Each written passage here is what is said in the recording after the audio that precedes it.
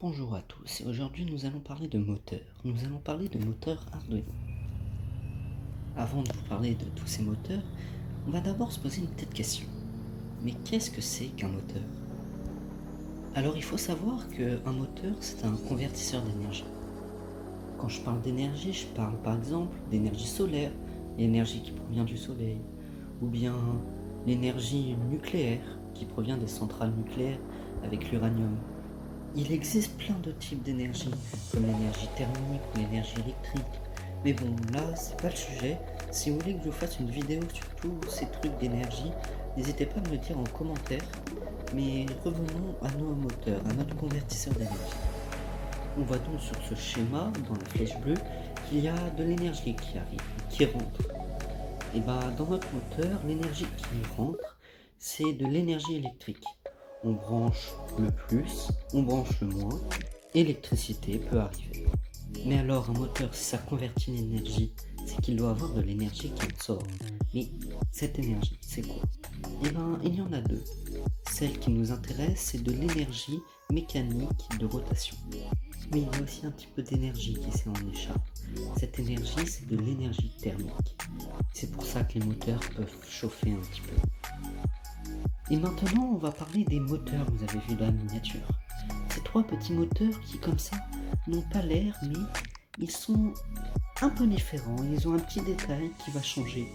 Et après avoir vu cette vidéo, vous verrez qu'on ne peut plus les confondre. Et que pour un projet Arduino, il est important de connaître la différence de ces trois moteurs. En premier, on va parler du moteur DC. Je trouve que c'est le plus simple. Ce moteur, après avoir été branché, on peut lui donner 4 informations.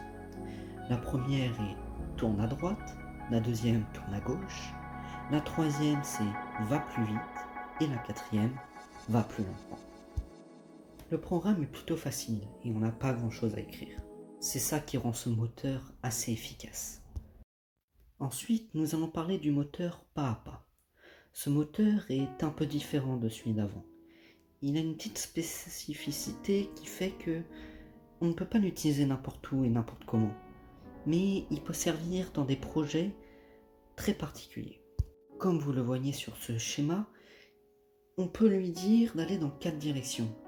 Il y a vers le haut, vers le bas, à droite et à gauche. Et c'est pour ça qu'on l'appelle pas à pas.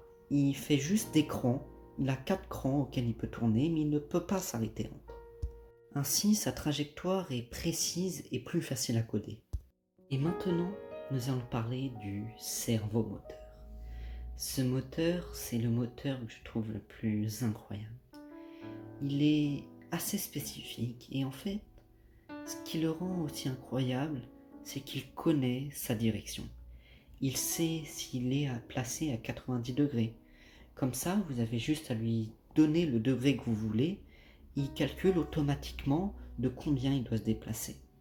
C'est assez pratique pour certains projets, mais peut-être ce serait le plus dur à coder.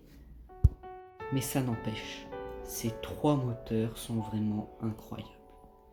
C'est pas parce que le DC est plus simple qu'il est moins utile. Je dirais que c'est le plus utile mais le plus simple.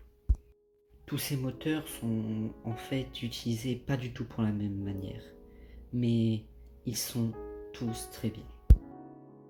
C'est donc malheureusement maintenant que la vidéo se termine.